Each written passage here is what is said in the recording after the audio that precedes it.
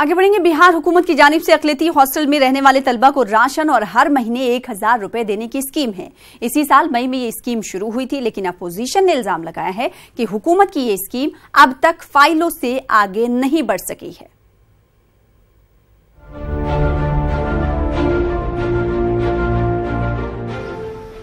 बिहार के तकरीबन सभी अजला में अक़लियती हॉस्टल कायम है। बेशतर हॉस्टलों में तलबा रिहाइश पजीर हैं। ऐसे तलबा के तालीमी मदद के नाम पर हर महीना फी तालिब इल्म 1000 रुपए के साथ साथ 9 किलो चावल और 6 किलो गेहूं देने की स्कीम है, लेकिन इस स्कीम का फायदा तलबा को नहीं मिल रहा है। अपोजिशन ने इस मामले पर हुकूमत को आड़े हाथों लिया है। 1000 रुपया भी नहीं मिल रहा है, लोगों को खाना नहीं मिल रहा है। आप पटने के शमसुल हुदा मदरसे की चर्चा कीजिए, वहाँ भी 10 लड़कों को मिल रहा है, बाकी को नहीं मिल रहा है। पटने में इकबाल हॉस्टल में नहीं मिल रहा है। जब पटने में नहीं मिल रहा तो कैसे हम एक्सपेक्ट करेंगे गया में मिल रहा होगा और नवादा में मिल रहा होगा।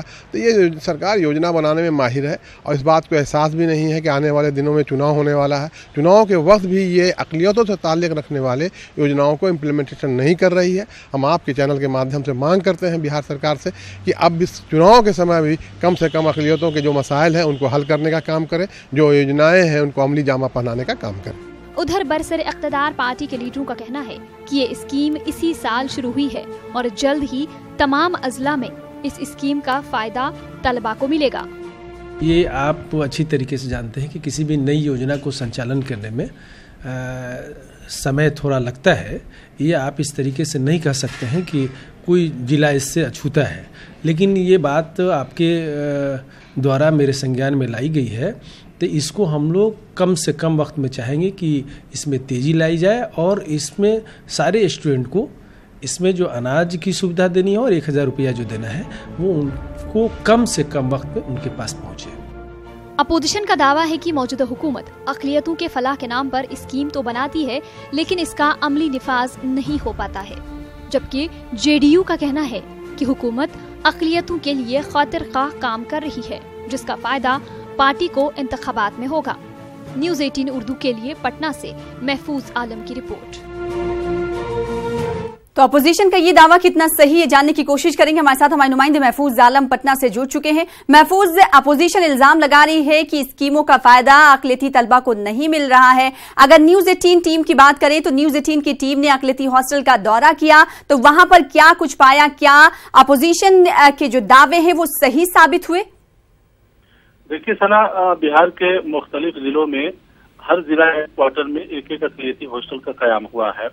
पटना की बात करें तो पटना में अक़लियती हॉस्टल की तादाद करीब 4 है और जब हम लोगों ने इसका जायजा लिया तो उसमें कुछ हॉस्टल में तलबा को इस स्कीम का फायदा मिल रहा, लेकिन ज्यादातर हॉस्टल में तलबा को इसका कोई फायदा नहीं मिल रहा।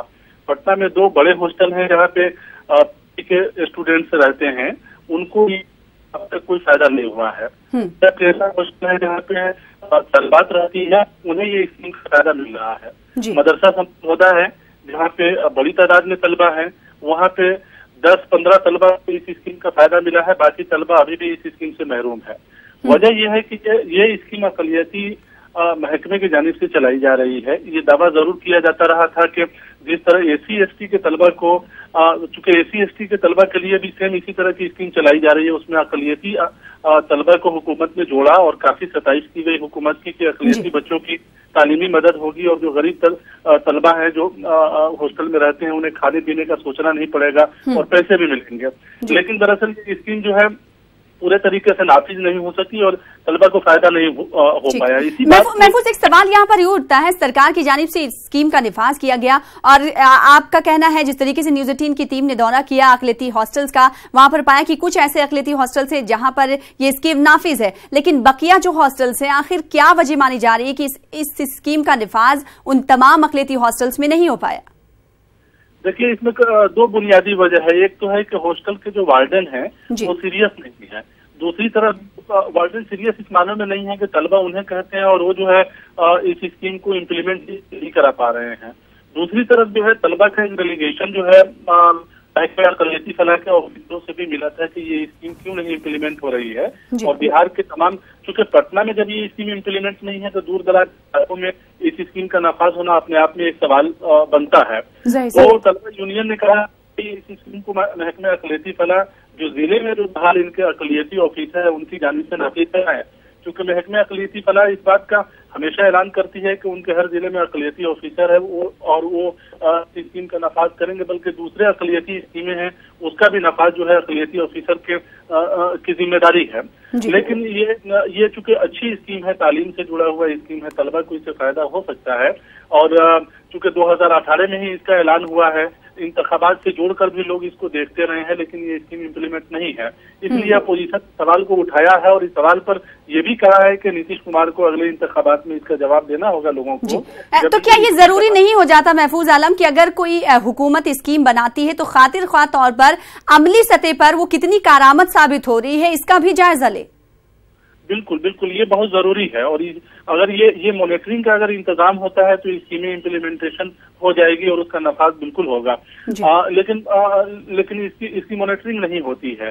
अक़लियती फलाह के वजीर से भी इस हवाले से बात हुई थी, तो वजीर भी हुकूमत की तारीफ करते हैं, नीतीश कुमार की तारीफ करते हैं, लेकिन मॉनिटरिंग का जो है कोई इंतजाम महकमे की तरफ से नहीं है। महकमा को जब ज्यादा प्रेशर आता है, जब ज्यादा दबाव आता है, तो जरूर एक बार मॉनिटरिंग करता है, देखता है और स्कीम की इम्प्लीमेंटेशन की बात करता है, उसमें कुछ असर भी पड़ता है और कहीं जो है स्कीमें इम्प्लीमेंट हो भी जाती है, लेकिन ज्यादातर इलाकों में स्कीमें इम्प्लीमेंट नहीं हो पाती है। और न सिर्फ ये कि अक़लियती हॉस्टल के तलबा की ये स्कीम, बल्कि अक़लियतों से ताल्लुक जितने भी स्कीमें हैं बिहार हुकूमत की, वो पूरे तरीके से इम्प्लीमेंट नहीं है और इसका वजह जो है अफसरान की लापरवाही से जोड़कर लोग देखते हैं। अपोजिशन भी इसी सवाल को लेकर जो है हंगामा करता है। महफूज, जिस तरीके से अपोजिशन ने इल्जाम लगाया है हुकूमत पर, अगर बिहार हुकूमत की बात करें तो क्या इस अपोजिशन के इल्जाम के बाद कोई रद्द-ए-अमल बिहार हुकूमत का आया इस तनाजुर में? देखिए, अपोजिशन के इल्जाम के बाद बरसर इक़्तिदार पार्टी के लोग अलर्ट पे आ गए हैं, क्योंकि हुकूमत भी इंतखाबात के पस नजर माइनॉरिटी इलाकों में अक़लियती आबादी को अपनी तरफ राग़िब करने की कोशिश कर रही है और जेडीयू में जो शामिल मुस्लिम लीडर हैं वो इस मुहिम में लगे हुए हैं। तो वो भी अलर्ट पे आए हैं और उन्होंने ये वादा किया है, भरोसा दिलाया है कि इसकी नफाज होगा और अक़लियती फलाह महकमा जो है तमाम जिलों में अक़लियती हॉस्टल जहाँ तलबा रह रहे हैं, बहुत सारे हॉस्टल में अभी तलबा नहीं है, लेकिन जहाँ तलबा रह रहे हैं वहाँ उन्हें राशन दिया जाएगा और उन्हें पैसा दिया जाएगा और वक्त पे इसका इंतजाम होगा, वक्त पे जो है इम्प्लीमेंटेशन होगा, इस बात का भरोसा दिलाया है। तो ये माना जा रहा है, ये भरोसा किया जाना चाहिए कि मुमकिन आने वाले वक्त में तस्वीरें बदल जाए। बहरहाल न्यूज़ 18 उर्दू भी सरकार से, बिहार हुकूमत से दरखास्त करता है, अपील करता है, ये गुजारिश करता है कि इस जानिब जल्द से जल्द ध्यान दिया जाए ताकि अक़लियती तलबा को परेशानी ना हो, बल्कि उन्हें इस स्कीम का असली मानों में फायदा मिले। बेहद शुक्रिया हमारे साथ जुड़ने के लिए महफूज आलम और बातचीत करने के लिए तफसील के साथ। इस वक्त बड़ी खबर आ रही राम मंदिर के हवाले से। राम मंदिर मामले में अखाड़ा परिषद ने यू टर्न लिया है। अखाड़ा परिषद के सदर महंत नरेंद्र गिरी ने बयान दिया है, राम मंदिर की तामीर कानून बनाकर की जाए, इससे पहले आपसी समझौते या अदालत के जरिए हल करने की बात अखाड़ा परिषद के जरिए की गई थी। विश्व हिंदू परिषद के मुतालबे के साथ अखाड़ा परिषद खड़ा हुआ है। नरेंद्र गिरी ने अपने बयान में तमाम बातें कही हैं। अदालत में मामला होने से ताखीर हो रही है, गैर मामूली ताखीर हो रही है, ये कहा है नरेंद्र गिरी ने। अब राम मंदिर की तामीर सिर्फ कानून बनकर ही मुमकिन है। राम मंदिर मामले पर अखाड़ा परिषद ने एक तरह से यू टर्न लिया है। इससे कबल अखाड़ा परिषद का बयान कुछ और था। अखाड़ा परिषद के सदर महंत नरेंद्र गिरी ने बयान देते हुए कहा है कि राम मंदिर की तामीर कानून बनाकर ही हो सकती है। इससे पहले राम मंदिर की तामीर को लेकर अखाड़ा परिषद के सदर महंत नरेंद्र गिरी ने कहा था कि आपसी समझौते या अदालत के जरिए हल करने की बात उन्होंने कही थी। विश्व हिंदू परिषद के मुतालबे के साथ अखाड़ा परिषद है, ये नरेंद्र गिरी का बयान है। अदालत में मामला होने से ताखीर हो रही है, गैर मामूली ताखीर हो रही है। अब राम मंदिर की तामीर सिर्फ कानून बनाकर ही मुमकिन है। इससे पहले बीजेपी के लीडर की जानिब से राम मंदिर की तामीर को लेकर कानून बनाने की बात कही गई थी और अब अखाड़ा परिषद की जानिब से भी बयान आया है। अखाड़ा परिषद ने कहा है कि कानून बनाकर ही राम मंदिर की तामीर की जा सकती है। आपसी बातचीत के जरिए ये मामला हल नहीं हो सकता। हमारे साथ हमारे नुमाइंदे मुश्ताक आमिर जुड़ चुके हैं। मुश्ताक आमिर, महंत नरेंद्र गिरी ने आज यू टर्न लिया है अपने बयान के जरिए, इस बयान को किस तरीके से देखा जा रहा है?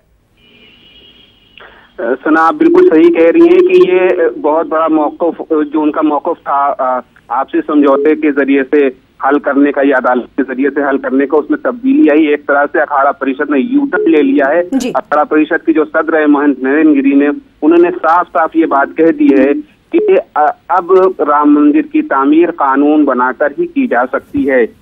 और ये भी साथ में उन्होंने ये भी कहा है, क्योंकि ये संतों की मांग है और आरएसएस का मौक़िफ़ भी यही है, विश्व हिंदू परिषद का भी मौक़िफ़ यही है, लिहाजा अखाड़ा परिषद भी ये चाहता है कि राम मंदिर की जो तामीर हो वो कानून बनाकर हो। एक तरह से सेंट्रल गवर्नमेंट पर, मरकजी हुकूमत पर दबाव बनाने की कोशिश अखाड़ा परिषद की तरफ से भी की जा रही है, जिस तरह से आरएसएस ने की है, विश्व हिंदू परिषद ने की है, और जो दिल्ली में संतों का सम्मेलन हुआ था उसके जरिए से दबाव बनाने की कोशिश की गई थी। तो इस तरह से ये मामला, अब ये कोशिश ये कर रहे हैं कि राम मंदिर का जो मामला है वो अदालत से बाहर समझौते के जरिए से ना होकर के कानून बना करके हो। इस तरह से एक इत्तेफाक राय बनाने की कोशिश की जा रही है और उस इत्तेफाक राय के पीछे एक सियासी दबाव बनाने की कोशिश की जा रही है मरकजी हुकूमत पर, ताकि राम मंदिर की जो तामीर हो जल्द से जल्द हो जाए, कानून बना करके हो जाए। इस तरह की बातें इस ऑर्गेनाइजेशन की तरफ से आई है। मैं बता दूं यहाँ पे सना कि अखाड़ा परिषद का जो रोल है राम मंदिर के मामले में, ये बहुत कलीदी रोल है। गर्चे निर्मोही अखाड़ा इसका फरीक है, लेकिन अखाड़ा परिषद में जो है 13 अखाड़े शामिल हैं और इसमें कई अखाड़े जो है काफी असरदार हैं, वो साधु संतों पर अपना असर रखते हैं। तो अखाड़ा परिषद के मौक़िफ़ में ये तब्दीली, इससे पहले वो वसीम रिजवी के साथ मिलकर ये कह चुके थे कि शिया वक्फ बोर्ड और सुन्नी वक्फ बोर्ड से हमारी बात चल रही है, इस मामले को बातचीत के जरिए से हल किया जा सकता है। फिर अखाड़ा परिषद ने ये कहा कि ये मामला चूंकि अदालत में ज़ेरे समाअत है, लिहाजा अदालत के मुश्ताक, एक सवाल यहाँ पर ये उठता है, जिस तरीके से आपसी समझौते की बात पहले ये करते थे महंत नरेंद्र गिरी, और अब इन्होंने कहा कि बिल लाकर ही ये तामीर की जा सकती है। अब आपसी समझौते से लेकर बिल तक जो बयान इन्होंने दिया है, जो यू टर्न लिया है, क्या किसी के पुश्त पनाही मानी जाए? देखिए सना, इधर पिछले 3-4 दिनों में जो एक डेवलपमेंट हुआ है, खासतौर से जो दिल्ली में संतों का जो सम्मेलन हुआ, वो सम्मेलन में का जो करारदाद है वो, और आरएसएस का बयान, आरएसएस के चीफ की तरफ से जो बयान आया वो, और विश्व हिंदू परिषद का जो बयान आया साफ साफ ये कानून बना करके मंदिर बनाया जाए। तो इस तरह से खुद अखाड़ा परिषद पर भी एक प्रेशर था कि वो अपने मौक़िफ़ में तब्दीली लाए। तो अखाड़ा परिषद ने ये जो डेवलपमेंट हुआ उसका भी इसका असर था अखाड़ा परिषद के ऊपर, और अखाड़ा परिषद के अंदर भी इस बात को लेकर भी काफी चिमीगोई चल रही थी, बहस चल रही थी कि अखाड़ा परिषद जो है का जो मौक़िफ़ है आपसी समझौते का या अदालत के जरिए से हल कराने का, ये मौक़िफ़ जो है वो अब एक तरह से नामकबूल हो रहा है और इसको जो तनकीद का निशाना बनाया जा रहा है। एक तरह से अखाड़ा परिषद खुद दबाव का शिकार है आरएसएस के और विश्व हिंदू परिषद के। तो मेरा ख्याल है कि अखाड़ा परिषद ने इसी दबाव के तहत, विश्व हिंदू परिषद का और आरएसएस के मौक़िफ़ के दबाव के तहत जो है ये उसमें ये स्टैंड लिया है कि ये राम मंदिर की तामीर वो कानून बनाकर ही की जा सकती है। तो राम मंदिर मामले पर अखाड़ा परिषद ने यू टर्न लिया है, एक बड़ा यू टर्न ये माना जा रहा है। बेहद शुक्रिया मुश्ताक, हमें हमारे साथ जुड़ने के लिए, अपडेट फराहम करने के लिए।